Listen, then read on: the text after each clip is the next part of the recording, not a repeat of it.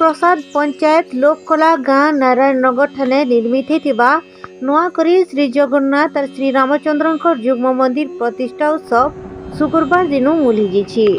इटा नहीं करी सकाल 9 बजे जगती महानदी घाट नु कलश शोभा यात्रा मूलीला।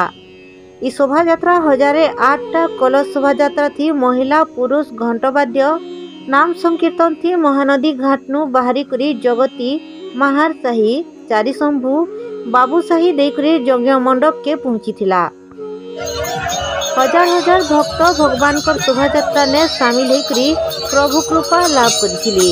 पूजक भावे अजित पाणिग्राही, बुलू पाढ़ी, राजू पाढ़ी, संतोष होता, प्रवीण पंडा, जिकुन होता, कृष्णचंद्र शतपथी, श्रीकांत महापात्र, सुरेश पाणिग्राही, सिद्धेश्वर पंडा प्रमुख पूजा कार्य तुले थिबार बेल के कर्ता भावे प्रमोद मेहेर, टीको मेहेर, कुबेर मेहेर, लक्ष्मण मेहेर, झरिया मेहेर, पुरेन्द्र मेहेर, शुक्रु मेहेर, हरि मेहेर, रवि मेहेर, चतुर्भुज मेहेर तांकर पत्नी मानकर संगे दायित्व तुलेथिले। इथिने मुख्य अतिथि भावे बौद्ध विधायक तथा सरकारी दलर मुख्य सचेतक सरोज कुमार प्रधान और बौद्ध ब्लॉक अध्यक्ष प्रियदर्शी प्रत्युष रथ योगदान करथिले। निजे विधायक और बौद्ध ब्लॉक अध्यक्ष चारिशंभु मंदिर नु भक्त मानकर संगे चाली चाली करी यज्ञ मंडप के पहुंची थिले।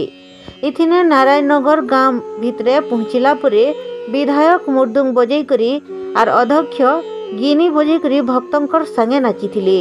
इ शोभा यात्रा थी नारायणनगर गाँव 700 जन स्वच्छासेवी संगे मंदिर कमिटीर कर्मकर्ता माने सामिल होकर सहयोग करथिले। तारपरे भक्त मानकर लगी प्रसाद सेवन रो व्यवस्था करा जायतिला। Bureau report Gumat TV.